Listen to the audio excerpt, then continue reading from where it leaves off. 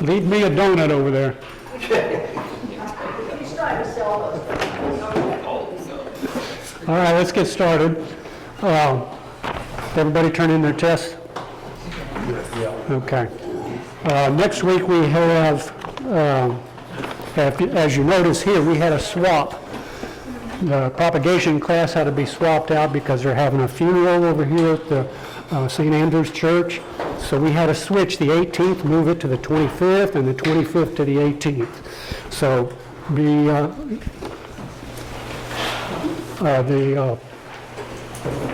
for the 25th, the one that's moving up is going to be, you got chapter 10, you got a test on it. Can we already turn that in?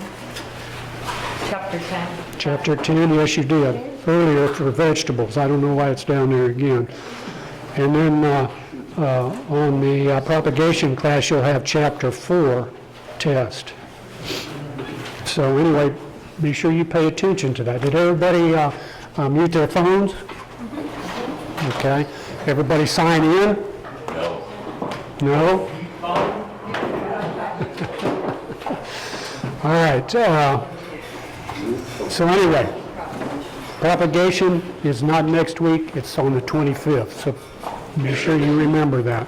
Make note on your schedule. All right. Our first speaker, you've known her. She presented weeds last time.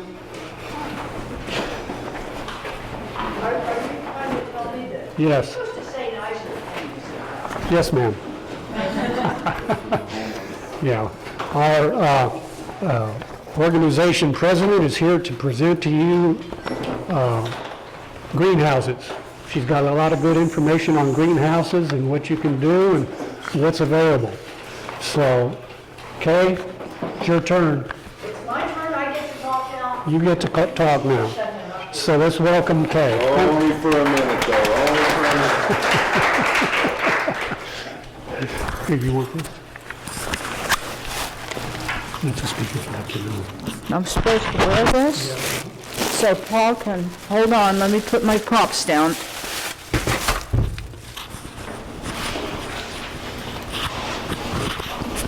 Maybe. Do you know what a klutz I am? We won't discuss what a klutz I am. Hi, guys. Before I get into my topic, which is highly technical, okay, I want you to know this is very...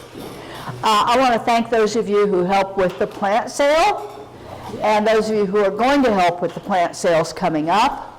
And if you don't like doing plant sales, we'll find something else, okay? We're really good at that, so just in case you get bored. Today I'm going to talk a little bit about greenhouses. And I got into gardening. I've done it a little bit most of my adult life. Well, that's not fair. I lived in an apartment until I was 40. And I bought my first house, and my mother thought I needed a flower bed. And then she thought I needed roses in the flower bed. And that's how I kind of got into it, and it grew from there. I have always wanted a greenhouse, but I didn't get one until I moved to Seguin. I've been in Seguin for 11 years. This coming 1st of April, that was April Fool's Day, I moved into my house. And I'm going, I sure do hope this is not a big mistake. But anyway, I immediately started doing landscaping and gardening and things like that, and I immediately started wanting a greenhouse. So I didn't know much about greenhouses, except that I had visited a few. So I took what is now called, used to be called specialist training, advanced training on greenhouses to learn a little bit. So I know a little bit about greenhouses. So feel free to ask me any questions, and if I don't know the answer, I will either make up something or we'll see if we can find out for you, okay? So, first question most people ask who like to dig in the dirt is, should I or shouldn't I have a greenhouse? And it's a question you really need to think about, because you don't want this empty building standing there that you spent a lot of time and money on. It's supposed to be productive. This is my favorite greenhouse in the entire world. How many of you have ever been to the greenhouse in London at Kew Gardens? Anybody? It is phenomenal. Of course, they have a staff of I don't know how many hundred people taking care of it too. But if you ever get a chance to go, you should go. They have a collection of plants from all over the world that they've collected for several hundred years, really. So it's a real opportunity to see it. But that's not what my greenhouse looks like. Okay. I'm sorry, you said in London. My granddaughter lives there, so I'm just wondering, Well, that doesn't even look like that. what is the name of it now? Now I'm going to show you a lot of pictures of different greenhouses. She's wanting to ask a question. Oh, I'm sorry. It's okay, that's What was your question? No, I was wondering where that is in. Oh, the Kew Gardens, it's outside of London, England. So if you have a chance to go to England, I've been three times, and then you need to make occasion to go. It's a little outside of the city. It's not right in the city, but it's not far. And it is well worth the time. Now, Frank promised me this remote would work, Frank. Is that yours? Because the last time I was up here, mine looks like that. It doesn't have cactus in it, but it looks like that. I'm going to show you a bunch of pictures of different kinds of greenhouses so that you can get, there's a large range of stuff you can do. Okay, so questions to ask yourself. Put my glasses on so I might be able to see. An answer? Do I really want one? And if I do, how am I going to use it? Because there are a lot of things you can do with the greenhouse. And then the next question is, where am I going to put it? We're going to talk about all these things, so I'm not going to answer them right now. What type do I want? Am I going to build it myself or buy one that is a kit, or having somebody come in and build one for me? I was talking to somebody before class, and since I am an absolute and total klutz, you know the put together furniture that back when, yeah, I always have a screw left over. And I'm going, okay, which part of this do I have to take back apart to put it together right? And I read the instructions twice before I started. So building it myself, that's not going to happen.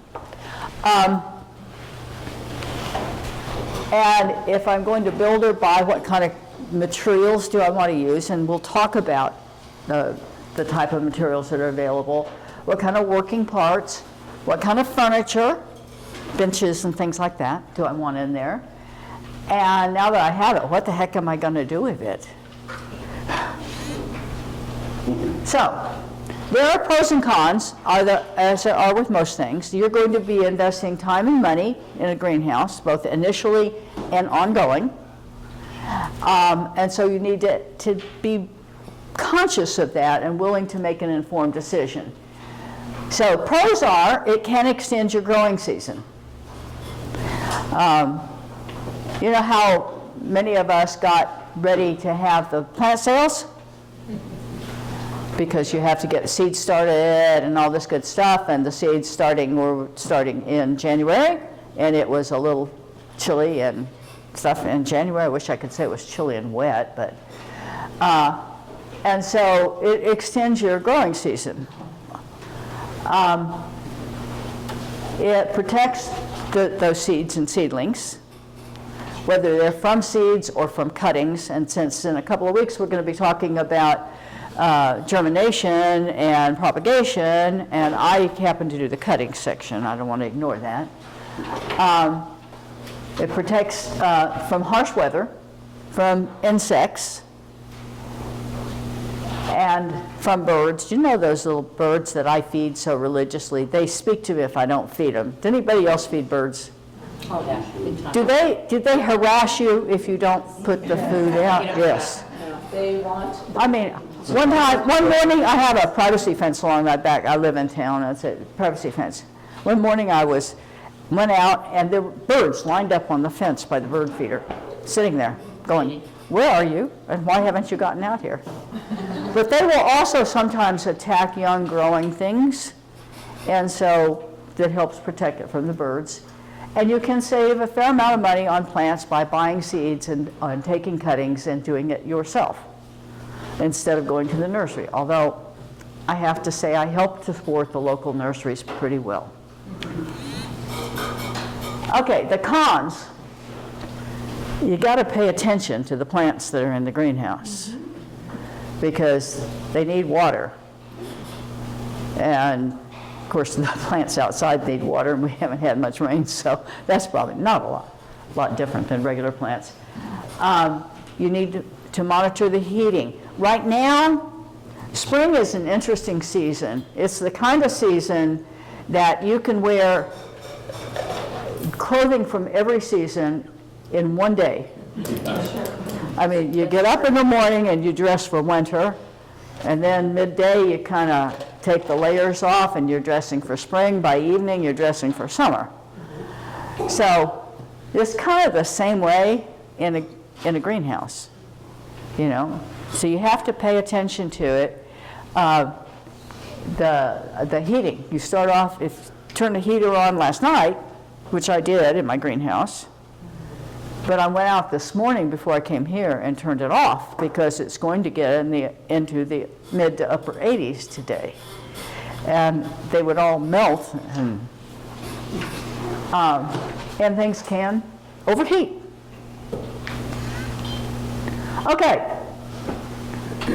Okay, now I've decided, thought about this, really want a greenhouse, okay? How much money am I willing to spend? How large must it be, or how much money do I have to make it how large? You know, that.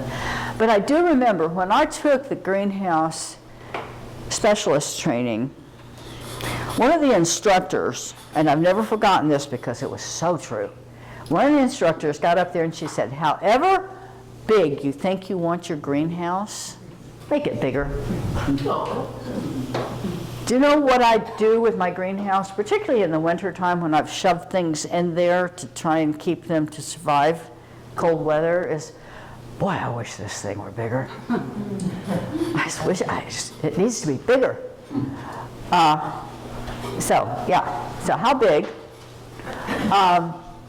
How much growing, and part of that is dictated by how much growing space, but not just growing space in terms of seedlings and things. But if you use your greenhouse to overwinter, which a lot of us do, we have tropicals and we overwinter things in the greenhouse, then how much space do we need just to put things? And how automated, and we'll talk about different kinds of automation here in a little bit. Now, if you guys have questions, just ask. Now, sometimes I get wrapped up and you may have to jump up and down and yell at me to get my attention. That's okay.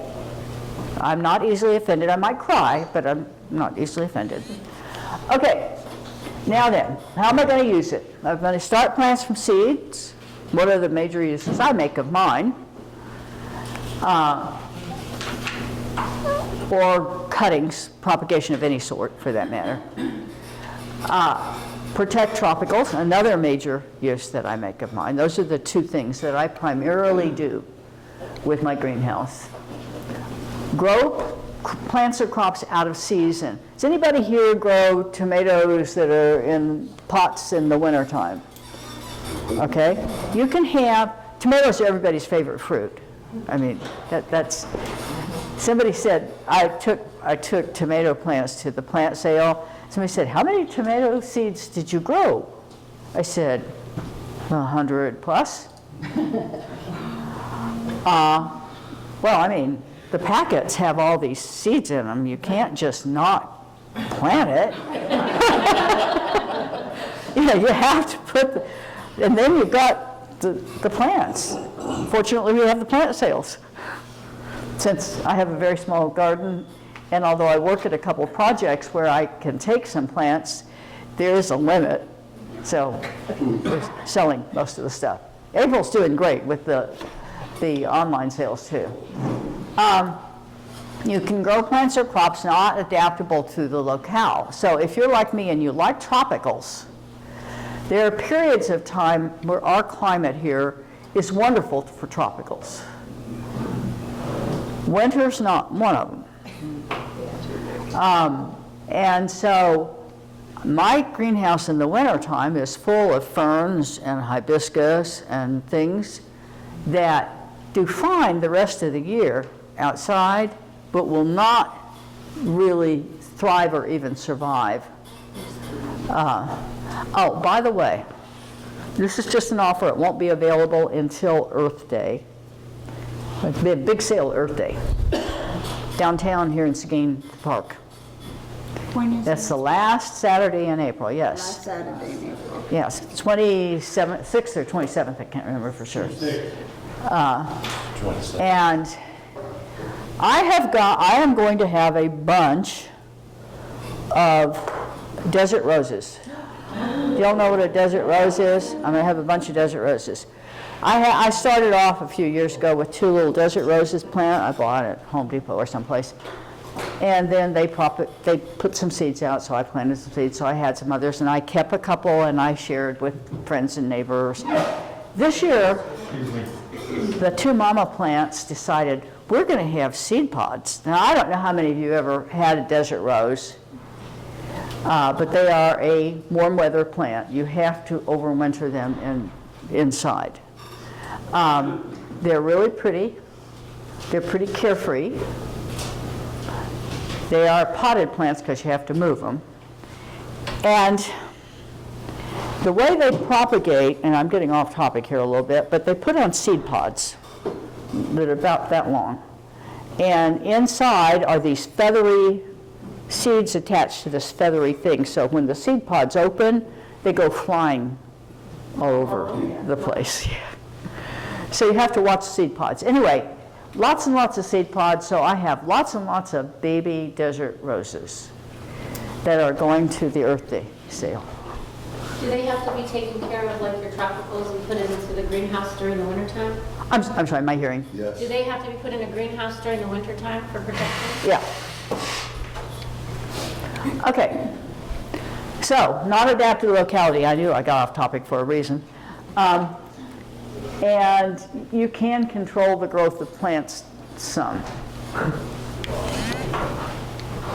Okay. Just different kinds of things growing.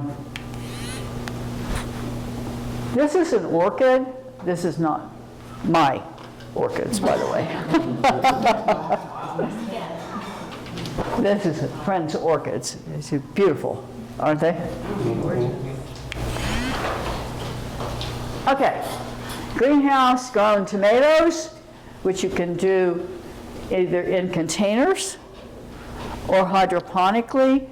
Did any of you get a chance to go to Beth Smith's hydroponic gardening presentation? She did a lunch and learn a while ago. I'm sure, is she doing a presentation for the class? She'll come in a few weeks, yeah. Yeah. If you get a chance, it's not something I've gotten into, but a lot of people do, and they really like it because it gives you a lot of options, like growing tomatoes out of season. Here's somebody who just has stuff growing on the ground in the greenhouse. So what's the space? That's kind of my thing. This was interesting. Now, I haven't done this, but my sister did. Are those gutters? It is basically gutters that are connected by chains on the side, and then there are drip irrigation things that come down. Now, you can grow a lot of plants in a small space with something like this. The thing is with this, you have to have plants that have shallow root systems, because obviously you have about 4 inches of soil. But there are a lot of plants that don't take a lot of soil.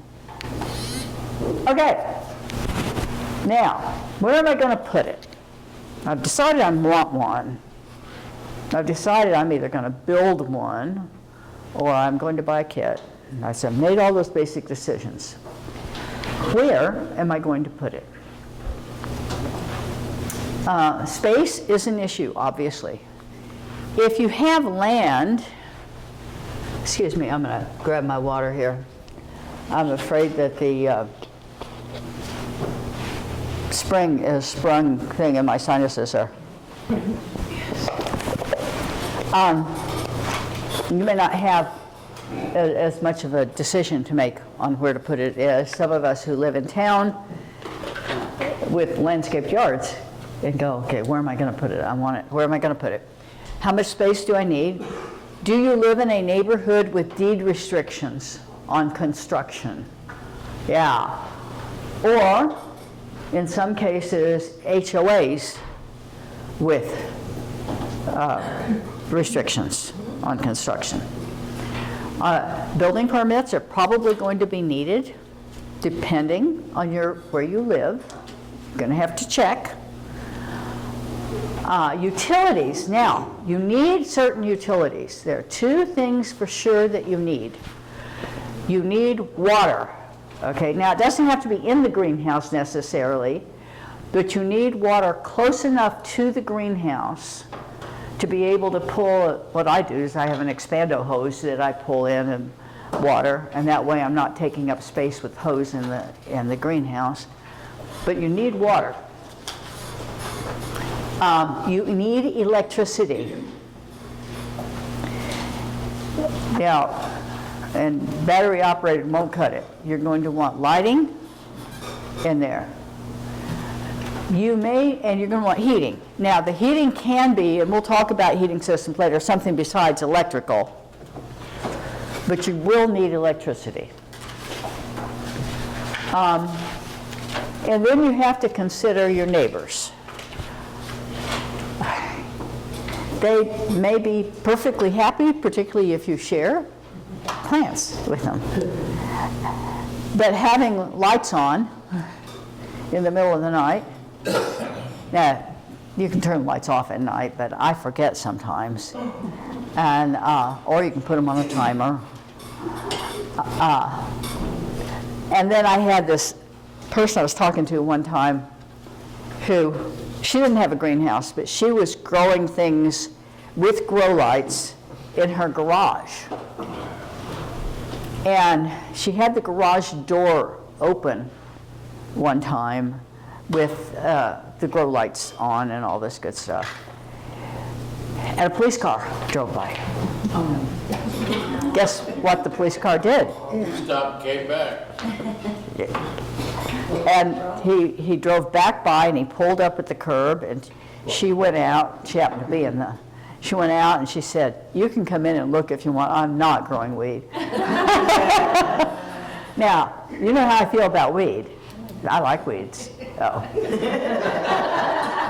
I was having now some of you are too young to get this, but I was having a conversation the other day with somebody about weeds and stuff, and I said, you know, I was kind of like Bill Clinton, of the generation where I didn't inhale.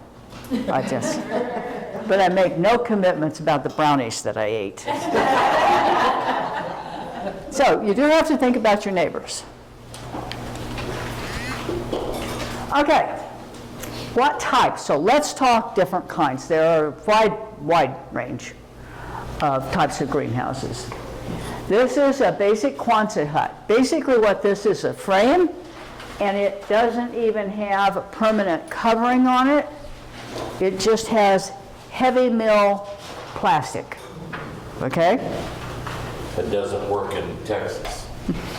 Yeah, well, it will work for a season or two, but you have two problems. One is the wind, Yeah. and the other is the sun. Yeah. Over time, that plastic will really deteriorate. Now, if you're just doing it for, okay, I don't want it for very long, I just want it for a couple growing seasons, you could probably get away with it. But you're right, it wouldn't. This is what's called gabled. Mine looks very much like this. Got a slanted roof, doors, And I'll talk building materials here in just a second. I've got some examples. This is, this is neat looking. Yeah. It's a Gothic arch. I wasn't going to spend that kind of money. It's at cost. I can hear my mother in my head sometimes. Do any of you ever hear your mothers and fathers in your head? I can hear mine going, it's a little waste of money, isn't it? It'll work just as well with something else, less expensive. This one I have never actually seen. This is a geodesic globe. Don't. It doesn't have I'm much space. not sure how you would practically put plants and benches and stuff in there. Cool looking, but practicality, not sure about that. An A-frame?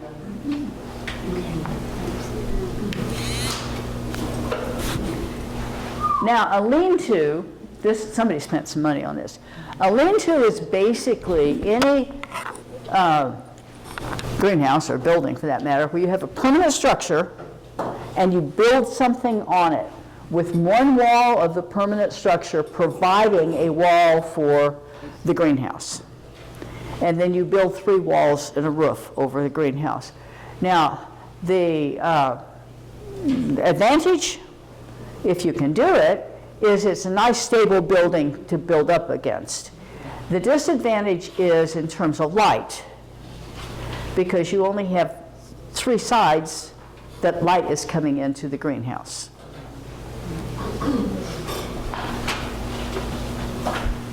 A lot of lean-tos don't look quite that fancy. Okay. This is another one that's even fancier. Okay. And then some things that aren't quite greenhouses but can be used to grow things that are handy. Cold frames, screen houses, lathe houses, and shade houses. This is not a cold frame exactly. I'll do cold frames in a second. But this is just a window. I lived in a house one time that had a bay window, and I used it similar to this. Okay, this is a cold frame. Here, anybody here ever done cold frames? They work out well for you? I use them. Cold frames are usually built into the ground. You basically dig a hole, and you build a cover to go over the hole that provides protection, and you open and close the cover. Okay? Then you put pots and stuff in the cold frame. They can be pretty simple, or they can be very elaborate.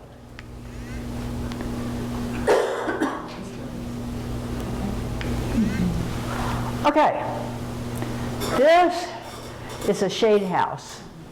This is a frame again with a cloth shade cover over it that you can take off and let the sun in. So you can provide shade when it's really hot and take it off in the spring and fall and have plants in there if you want. The advantage of a shade house is exactly what it sounds like. It provides shade in the heat of the summer. It can also provide protection from insects. And this is a shade house with the cover taken off. I'm trying to stay out of your way when I'm wondering. I could stand at the podium and talk, but that's not really my style, so. Okay. This is a lathe house, and basically all it does is provide some shade.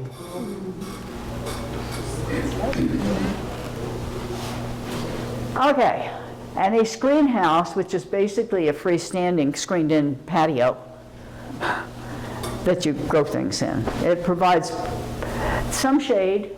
You could put shade cloth over the top if you wanted. And it provides protection from insects. Now, Texas grows things big, as I have been informed ever since I moved to Texas 11 years ago. Bigger, better, and everything, and that includes the mosquitoes. So this can be an advantage. Although I had a friend of mine who's from Alaska, Yes. and he swears the mosquitoes there are much bigger than they are in Texas. They are. And They are? the bug spray. That doesn't even phase them? It's like you're feeding them. They like the bug spray, do they? Okay, remind where the state bird- me not to move to Alaska. Now, I have been to Alaska. In fact, I'm going back again this August. And in the summer, it's beautiful. But you're right, the bugs are, I'm pretty sure I couldn't deal with the winter. She said mosquitoes are the state bird of Alaska. Really? Well, I understand that all the bugs in Alaska are, grow fat. They have a very short growing season. So we make up for it by, let's do this and do it right, and grow really fast and really big. Okay. This is just because I really would like to have this.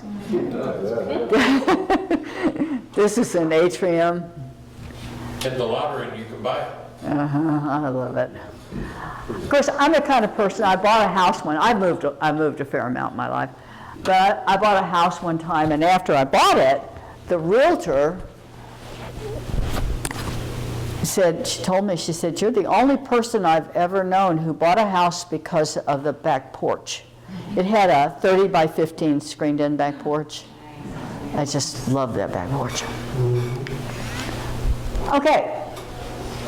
Now, other things to consider. You're going to have big. You're going to have medium. You're going to have small. Now, part of that's going to be dictated by your pocketbook, but part of it's going to be dictated by your property. Now, mine is an 8 by 12 because that's what I had space for. You know. Orientation, we'll talk about all this, shade, this sort of stuff. You want to build it so it's expandable. So, okay, this is this big now, but if I want it, I can make it bigger. And we probably won't talk much about commercial greenhouses. It depends on who I'm doing a presentation for. Okay, so size. Depends on what you're going to grow, how you're going to use it, basically. Excuse me, I'm sorry. How much you're willing to spend, your utility bills, if you have access to natural gas or not. Now, you can use gas, well, gas of any sort. I told you you need electricity for the lighting, if nothing else. But if you have access to gas, gas can be a less expensive option for heating than electricity. So you can use natural gas, you can use propane, or you can use electricity. Now, I live in an all-electric neighborhood, so gas was not an option for me unless I use a propane tank, a portable propane tank, which I could have done. Okay, then you want to consider light. We can talk about all this. What kind of heating and cooling system, if any. Water we've talked about. Salinity. Anybody live someplace where salinity is an issue with their water? I live here in Seguin, and it's not. The issue we have with water is calcium. We have very hard water. But there are places where this is an issue. If anybody's ever been to Salinas, Kansas, you know why they call it Salinas? Salt water. Because there are a couple places that I used to travel for on business that I made sure I had bottled water. Normally, I'm fine with drinking tap water, you know. But there are a couple places where I'm going, okay, we're going to have bottled water because I can't drink the stuff that comes out of this tap. because of salinity. What kind of growing media you're going to use? Carbon dioxide is not going to be a major issue for most of us if you keep the place properly ventilated. Fertility, wind, humidity. We don't have humidity here, do we? No. And we don't have insects either. No. And disease control. And I understand that your presentation after I am done, assuming you can ever get me to shut up, is going to be on diseases. You're going to have Kim Cochran here talking about plant diseases. She is great. Have you guys done pests yet? No? Yeah. All right, that one's going to be good too. Okay. Build or buy. If you build, there are lots of options. Obviously, you can go buy all new materials and that sort of stuff, or you can use recycled. Or you can build it from a kit. It's called the Wimpy style, like I did. Okay, using recycled and purchased materials is one way, kit is another way. Now, I've seen some really neat greenhouses that are made with recycled materials. I saw one that basically they had taken used windows and made the walls out of the windows. And the advantage of that was the windows open and close, and you put a screen on them, and you have a natural ventilation system. Okay, so construction. If you're going to use wood, which I don't recommend, but if you are, make sure that you use a wood that is water resistant. Because that humidity that we were all laughing about just a minute ago that we don't have, guess what it does to wood? So you need redwood, assuming you could find it these days, cypress or cedar, or treated recycled lumber, something that is going to be resistant to damage from humidity. You can use galvanized steel, again with recycled PVC pipe or aluminum. Any of those will work.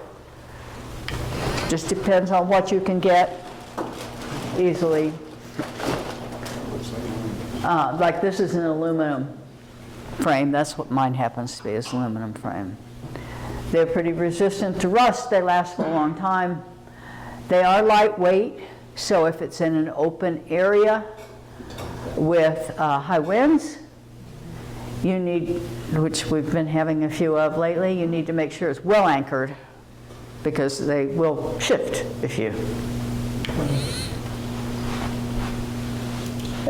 This is a joint on a wood. Treat the joints with tar or something that will help resist the humidity. Or you can use galvanized steel joint. This is steel.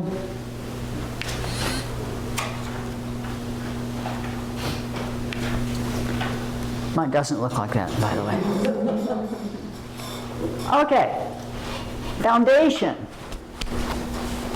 If you're going to go full bore, you can have a concrete pad poured. Now, two things going to do that. Make sure it is level land, okay?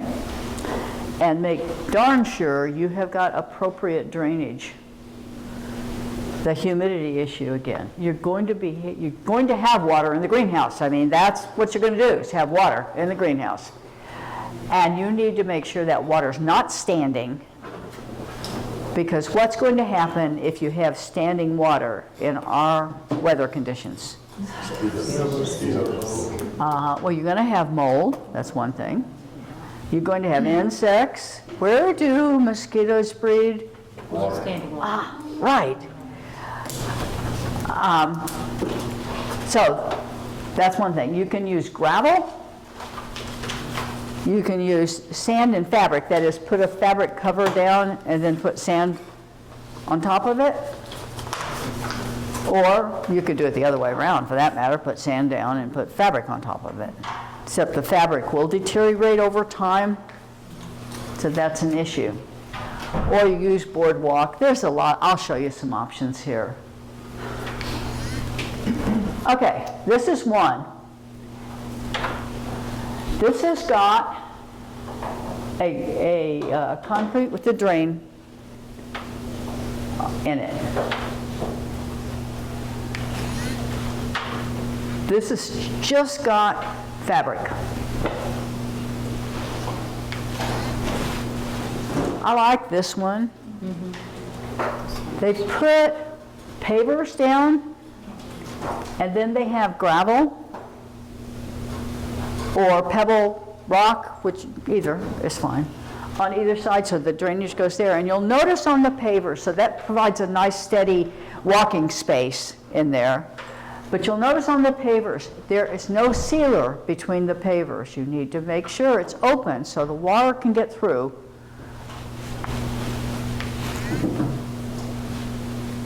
This is a gravel. Now mine looks very similar to this, except mine's, well, it's pea gravel, the larger gravel. That looks like wood. Did you pack that down after you put it in? Did you? Okay. Okay, covering. Get my props.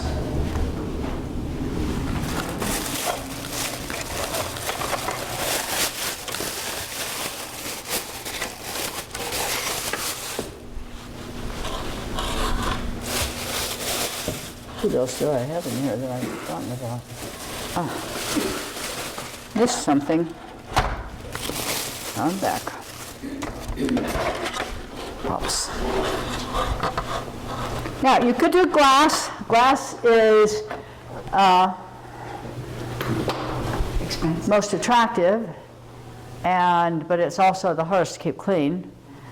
It's also the most fragile, and it's also the most expensive. So typically, most of us hobbyists don't do glass. But if you're going to do glass, look for recycled. It's going to be a lot less expensive for you. Like the windows, for example. That's a good option using glass. Polyurethane film. Or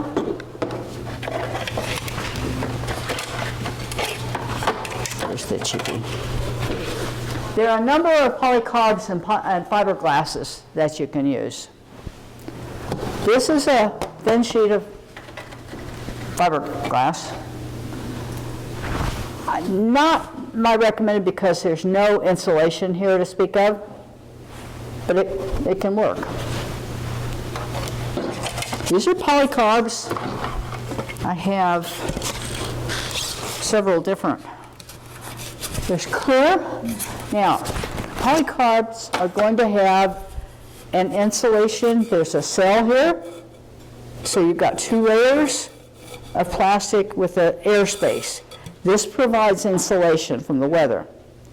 You can get, now the kit's not going to come with it, but you can special order where you've got 2 layers of air fiber. So you'd have 3 layers of polycarbs with 2 air pockets in between. That provides better insulation, but it's also going to be considerably more expensive. You can get clear, slightly shaded, or really shaded. Now, if you have things out, mine's clear, because I want the sun coming in when I'm growing the seedlings in the wintertime. But wherever you're using it, whatever is going to be appropriate for your weather conditions and wherever you're using it. Another option is this corrugated. Now, I don't recommend this for the walls, but this can be an option for the roof because the water will drain down it. Again, clear or shaded, depending on what you want to do in your greenhouse.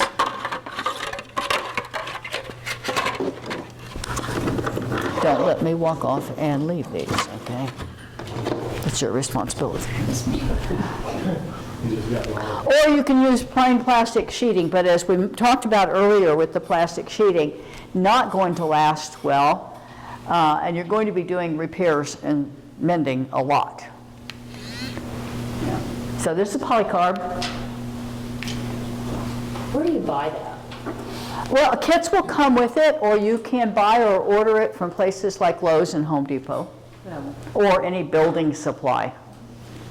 Yeah, Home Depot doesn't carry it. It doesn't? They use On the thing, but you can get it online. yeah, That's the only way you can get it. yeah. So, And it comes in at, I would assume, like a 4-foot by 8-foot sheet? yeah, Okay. yeah. You'll need to have the tools to cut it to whatever size that you want. Now, if you buy a kit, what it's going to come, the kit's going to come with the frame built for appropriate for the sizing of the panels. Yes. I was going to say, there's also that Farm Tech or the Growspan Greenhouse Yeah. company. Yeah, And then we I have think a so. place called E-Plastics out of Dallas, that it's cheaper the more you buy. It goes down a little bit. So it's good to know. Good information. This is the plastic sheeting thing. Again, it's not going to be very permanent.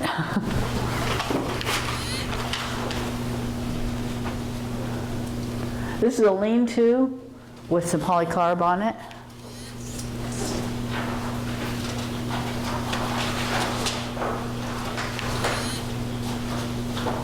Most of the kits that you buy will have some version of polycarbonate. That's almost all of them. Now, there are professional greenhouse companies. There's one in San Antonio. I've never used it, but I have friends who have. If you want to invest that kind of money, where they will come and whatever building materials you want to use, they'll build it for you. It'll be professional construction people putting it together, and they'll put in water into the greenhouse, electricity, where I had to pay a separate electrician to come in and do it. It just depends on what you want, how you're going to use it, and how much money you're willing to spend. What I want and how much money I'm willing to spend don't always match, you know. Again, the plastic sheeting thing. Okay, design. Part of the design is going to be dictated by what you're going to grow. And part of it, the other things you have to think about is what kind of materials and stuff do you want in there in terms of benches? What kind of land do you have? What kind of head house, we'll talk potting areas, we'll talk about that. Storage and the issue of weather and winds where you live. And the difference between, how many of you live out with some land? Anybody? A lot of you. The difference between living in town and living out of town in terms of weather is pretty significant sometimes. This is a benching system. And we're going to look at different kinds of benches, but this is one that uses, oh, I just went out of my head, the kind of heavy-duty wire. Yeah, guys help me. Yeah, thank you. It's another shot of the. This one didn't bother with benches. That makes my back hurt looking at it. Oh. That looks like cake, green cake.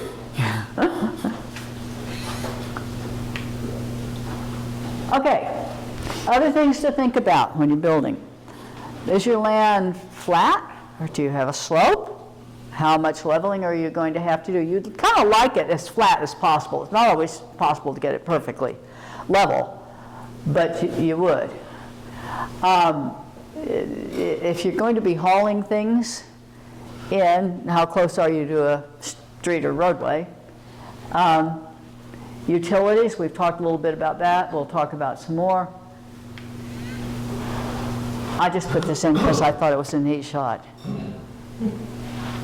I wish mine looked like that. Nice greenhouse with a, never mind. Okay, so location. And it's going to be dictated some by what you've got available, okay? But do you want full sun, part shade, and that's going to be dictated by when you're going to be growing things. In the winter, in the spring, and the summer. Although, you know, somebody told me shortly after I moved to Texas, they said, Texas has got 3 growing seasons. Summer is not one of them. Yeah. Or do you want shade in the summer and sun in the winter? Which is basically how I've tried to get mine. Okay, do you put your shade screens out in June? Or do you put them out beforehand? I'm sorry, what? Your shade screens, you know, to keep the... No, No? no. My greenhouse, and I'm going to talk about location here in just a second, my greenhouse is in the absolute worst location you could possibly do. It's on the north side of the house. It's under a 40-year-old crepe myrtle tree. Now, the good news about that is, in the winter time, when I'm using the greenhouse, the primary time I use the greenhouse is the you know, from fall through spring, about now. Mine's pretty empty right now. Things have been moved out. The crepe myrtle loses its leaves, so the sun comes in. Ideally, I would not have put it on the north side of the house, but that's where I had room, and it wasn't taking my rose beds out, so I could put it on the east or south side of the house. So, and the way my backyard is, the west side is the house.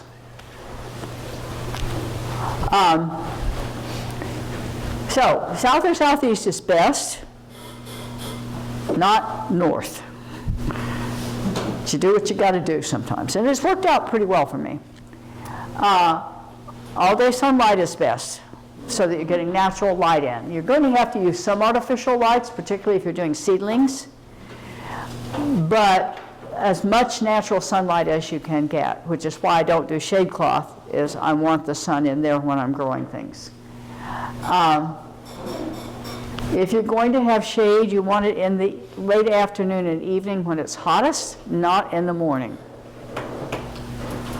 And you want to try and maximize winter sun exposure. Since that's the biggest time we use greenhouses around here, that's when you want sun on it. How many of you have ever done a sun inventory where you live? Anybody? Good. Basically that is, you know, you kind of know, well, you know, front of my house faces north, and actually mine faces west. So if you want to get something burned up, you plant it in the front.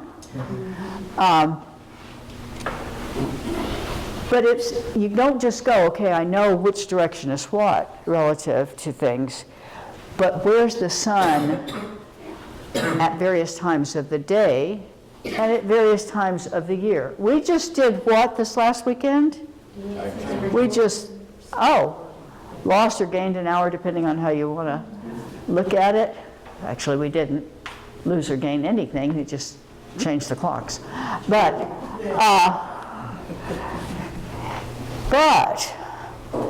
the days are getting longer, okay? And at different times of the year, the sun is doing different things. So it's not just different times of the day, it's different times of the year, and when will I be using the greenhouse? So that's what a sun inventory is, and it lets you, not just with greenhouses, but with planting. When you're planting a permanent plant, you need to know what it needs and what your house structures or other structures are providing, or trees, or whatever it might be. Okay. What's up, Pete? As we said, can be That's a barn. site limiting. Mine, that's a small little greenhouse. Okay. Cooling. There are a lot of different kinds of cooling systems. Depending again on how much money, how you use it, how much money you're willing to spend. And One is an evaporative cooler. They're roof vents, wet walls, air conditioners, exhaust fans, fan tubes, and fan and pads. We'll talk about all of them. Most of us are not going to be investing in, I will tell you that, as hobbyists. Okay. One thing you definitely need is you need roof vents. And all kits come with roof vents. If you pay somebody to come in and build it, they're going to put roof vents in. You can or cannot have a pulley system. That's nice. That's an advantage because you don't have to get on a stepladder and push the vents up and down and fasten them. But you have to have a roof vent. Why? What does heat do? Yeah. And it's just going to sit up there and bake everything. So you need a roof vent. Multiples. They usually come at least 2, depending on the size of the greenhouse. 1 on either side. The bigger the greenhouse, the more roof vents there will be. An evaporative cooler, sometimes known as a swamp cooler, is an option. Now, I've been tempted to try it, but I've talked to people who have used it, and they've been less, it cools all right, but it also puts moisture in the air, and therefore mold and things like that tend to grow. Will go moldy. So that's been your experience, yeah, so I haven't ever pursued it. It's better to stick it in the window of your house than that, right? That's Yeah. last thing you want. In a house. Yeah. You know, it seemed like a really good idea, but I think if I bought it, it would have been, it was a good idea at the time that I bought it, because they're relatively inexpensive and they're portable and all that good stuff. But you might want to just think about it. Greenhouse would be great. Yeah, a fan and pad system is basically, you've got this pad of material with water running down it and a fan behind it blowing through and blowing cool air. Now this takes a pretty, it blows cool air into the greenhouse. And this takes a pretty big operation to justify that kind of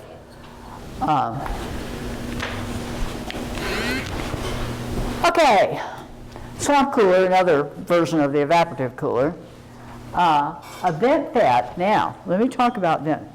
This is besides the roof vents, the other thing you need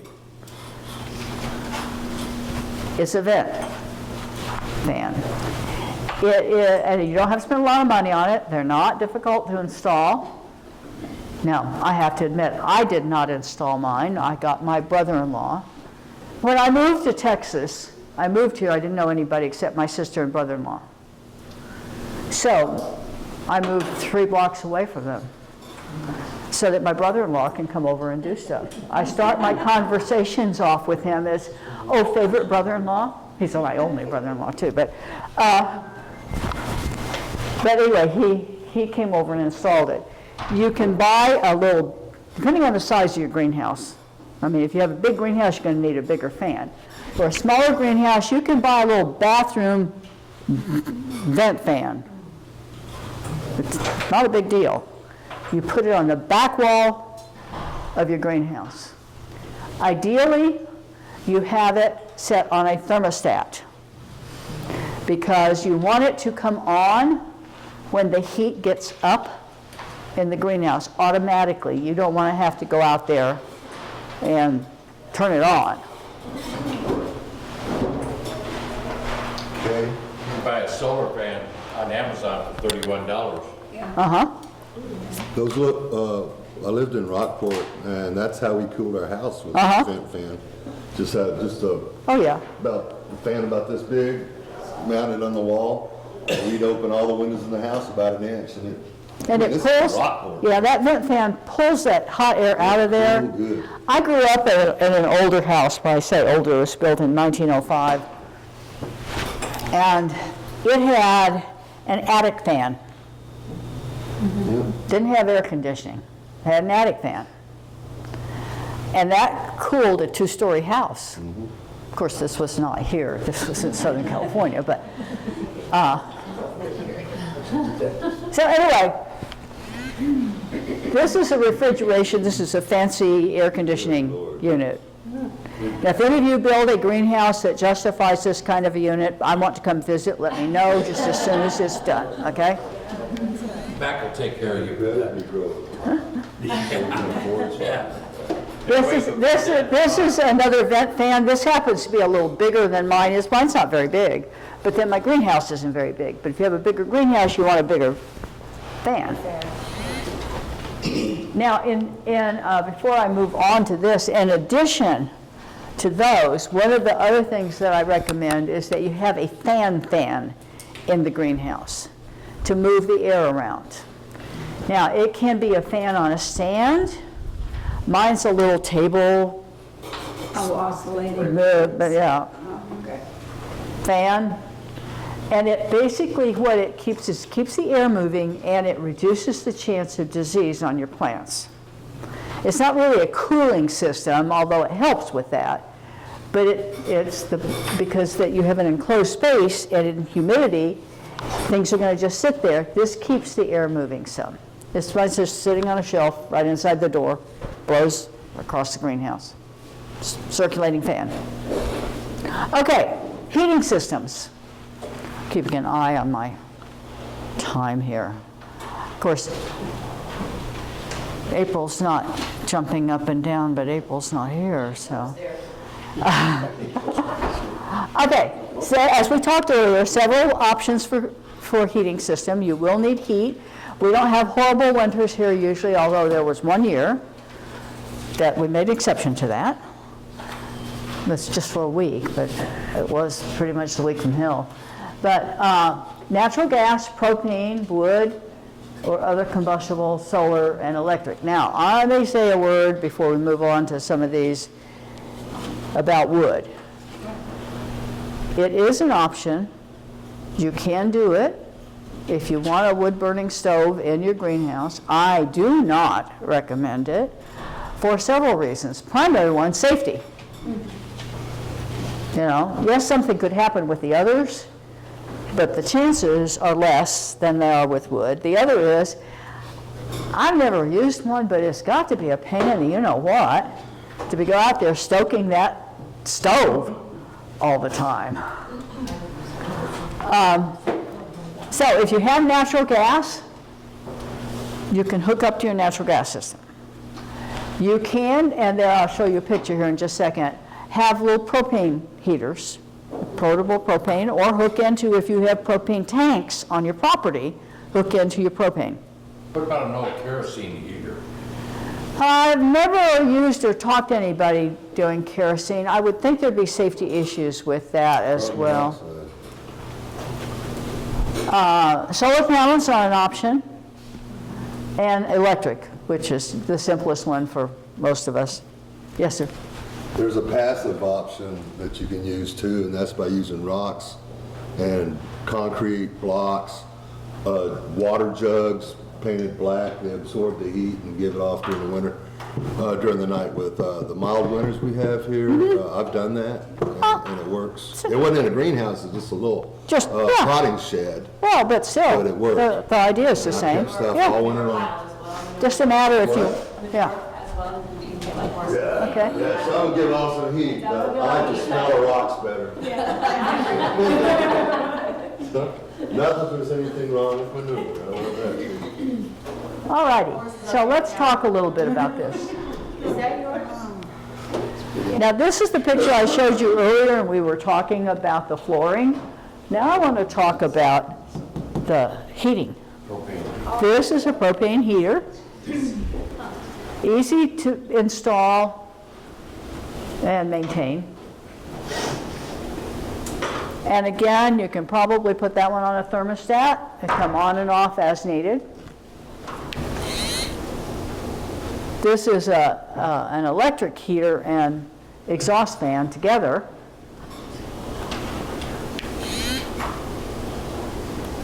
Some of these are way more elaborate than most of us are going to indulge in. But I wanted to show you the options.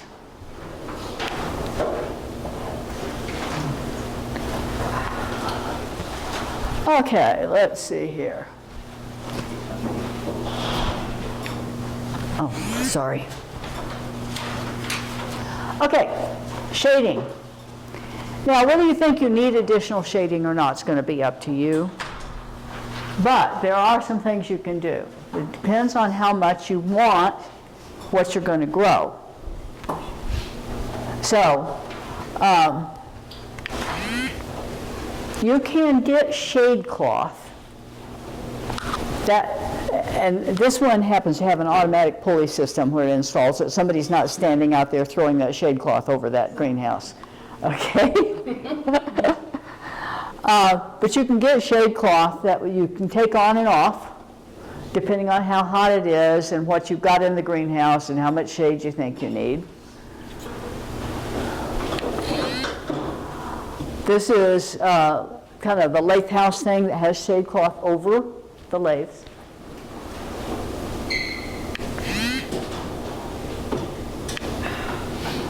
Now, one of the things that was mentioned in there was paint, which I kind of skipped over because I highly do not recommend it here in this climate. What's going to happen to paint in our climate? On a roof of a greenhouse, out in the sun. Don't say how long. Do I see peeling paint in my future? This is on a plastic covering, probably. You know, so it's not absorbing the paint, it's just sitting there.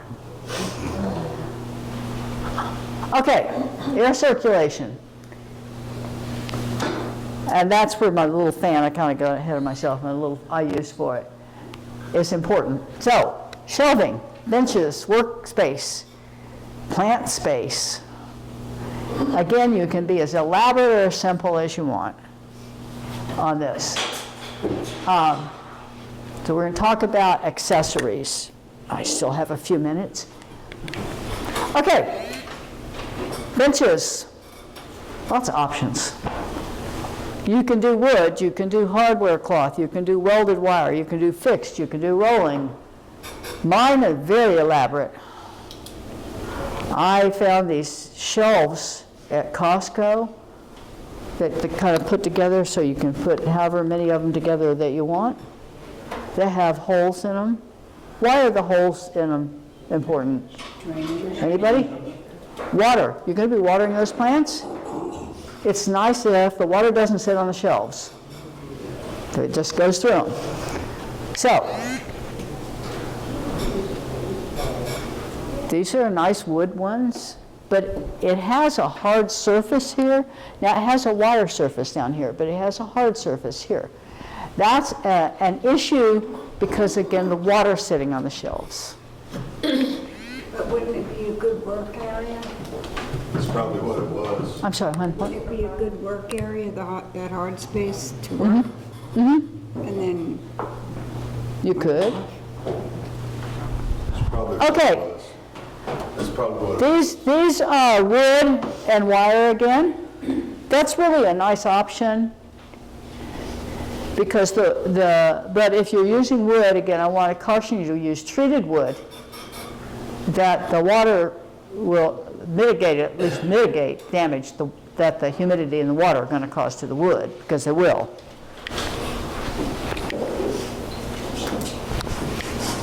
I said, move. Okay. So, we've talked about most of that. You can, if you have space, I don't. Mine are against the wall and on the back and stuff. But if you have space, you can do the peninsula thing. I like that idea if mine was wider, because you can work both sides. Or rolling. Now, if you're going to have rolling benches, you're going to need that concrete floor, because I can just see you trying to roll a bench on gravel. That's going to work really well. If you're going to do it, let me know. I'm coming with the camera. Okay?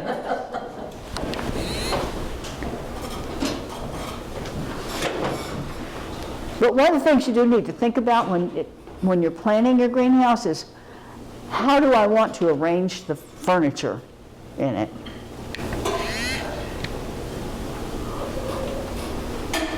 See, this is my dream greenhouse. And it's got all the little fans up there to circulate. And nice. Again, straight wood, treated wood, with holes where the water doesn't sit on the wood. Concrete block and wire. Inexpensive, easy.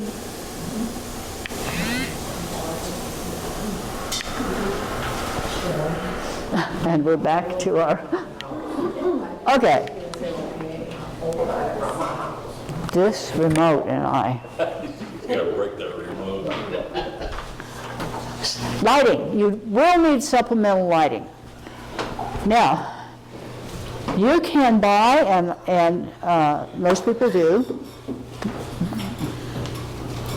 greenhouse lights. There's special lights you can raise and lower on, usually on chains, to get them close to seeds when they're starting and move them up as the plants grow and that sort of stuff. You want to make sure the light bulbs in there are grow lights, the special UV provisions. Or you can be cheap like me. I've got, I probably shouldn't even say this, everybody's going to go, she just lost all credibility with me. You know the utility lights with the aluminum hoods? Yes. With clamps? That clamp on the sides, the supports on the greenhouse, one on either side, raise and lower on the supports. Worked well for, I've had that greenhouse for 8 years now. It worked pretty well. What bulbs? So creativity, sometimes just think about what will work. You have some kind of grow light bulb in there, or 100 watt, or what? Yeah. Okay, what kind of bulbs do you have in there? I have grow light bulbs. Now, I had to go online. I mean, if you go down to H-E-B or Home Depot, they're not going to have grow light bulbs, but they're just light bulbs, but they are grow light bulbs. Can I throw something out real quick? I'm waiting on an order from American Science and Surplus. It's a 12-foot long string grow lights. They're cheap. Yeah. American Science and Surplus. Yeah, you 12-foot long, you put a fluorescent holder in with the long grow lights. That's ideal. That's the ideal thing because you have nice even. Mine's not ideal. Mine was I want something right now, and I didn't want to fuss with it, and I just never changed it. Okay, other things to be thinking about. You will need electricity. And you do not want to run a heavy-duty extension cord, okay? For several reasons, safety being the primary one. So that means you're going to have to, unless you're a licensed electrician yourself, you're going to have to invest in having an electrician come in and put electricity to your greenhouse. Now, how cheap or expensive that's going to be is going to depend entirely on how far your greenhouse is from the source of electricity. I'm fortunate, mine's about 15 feet. But it's something you will need. Hose bibs, not necessarily in the greenhouse, but close, you need a water source close enough that you can get a hose into the greenhouse. You're not doing commercial, so you don't need carts and cart access. Storage doesn't have to be in the greenhouse, but if you have space, it's nice if you have a storage area in the greenhouse. Mine is on my potting bench. I have an external potting bench. I have a shed that I had a potting bench built onto that's got shelving and cabinets and stuff on it. That's where my pot storage is, and my potting mix storage and all that good stuff. Chemicals and fertilizer, same deal. If you want to, you can get into water recycling and rainwater harvesting and that sort of stuff. It's a good thing to do if you have a building that's suitable for it. This happens to be an outdoor potting area. Let me go back. This is a nice one with water and everything. Let me go back. I missed one here. This is more what mine looks like. Kind of dirty, huh? Yeah. And this is a building that has rain barrels attached to it. Okay, maintenance. Now I'm going to really hit you on this one. This is important. If you want your greenhouse to last, it's important that you do good maintenance on it. Clean up after you spill something. If you pull dead leaves off or have infected plants, I think, is Kim here yet? Hi Kim. If you have disease-infected plants, take them out of the greenhouse. Clean up. Maintain a clean work environment.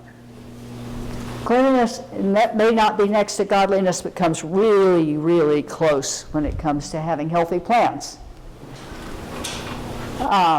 Check regularly for pests and diseases. And make sure you use clean tools. Now, here's the one that a lot of people don't pay good attention to, and that's annual, or in some cases, depending on how you're using it, semi-annual cleaning.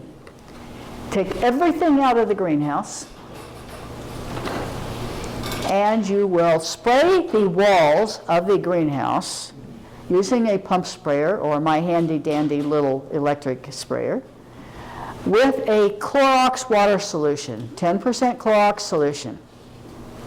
Ceiling, walls, roof, and then immediately hose it off because it will deteriorate the plastic. I do the interior and the exterior, but definitely the interior. Why would I want to, Kill off any bugs or disease. yeah, insects, diseases, molds, you want it clean when you start your next growing season. I do this in the spring. Usually I'm through using the greenhouse by May. It starts getting hot. I've got everything that tropical pulled out. I've got all my seedlings are big enough to be doing whatever seedlings need, whether they're flowers or veggies or whatever. And so sometime in May or early June, I do this. I do a modified version of it usually in the fall before I start pulling stuff back in. Because stuff, even though you cleaned it, stuff will accumulate, like spider webs, for example. They love greenhouses. It will accumulate over the summer. So, clean everything. The benches, everything.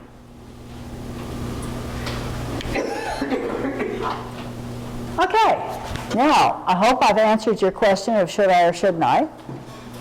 And you don't even have to be a tragic figure like Hamlet. Any questions? Yes, ma'am. Do you do anything with it in the summer? I'm sorry, am I hearing? Do you do anything with it in the summertime? Not really, I don't. I know some people who do, but I don't. Mine basically sits empty in the summer. Okay. Most of the things that I like to do that require a greenhouse are going to be spring, fall, and winter things. Yes, ma'am. What other options besides Clorox do you put on there? What other options for what? What other options besides Clorox can you put in there? Well, any strong cleaning, if you don't want to use Clorox, you could use Lysol or something like that. But you need a cleaning solution that is going to kill disease.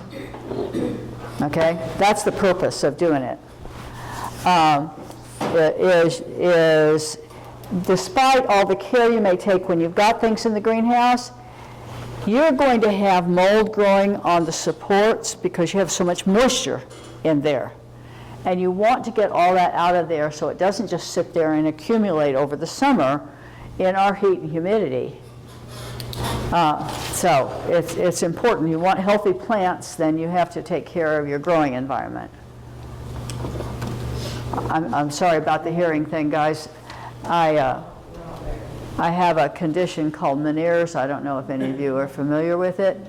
And although I wear hearing aids in certain environments, I still have a problem. Yasa. If you do go and buy a pre-built one or one that will be built in your backyard, and if it's okay with all your HOAs and everything else like that, and I don't know if you mentioned it because we were out having a meeting, but I would suggest that if you make that kind of an investment, then you find out if it's going to be covered under your homeowner's policy in case of major storms or anything of that nature. That's a good point. Okay, other questions? Guys, it's been a pleasure. For those of you who don't have greenhouse, who think about it, I hope I've helped answer some questions. For those of you who do, I suggest you get up here and teach class. Okay? Thank you.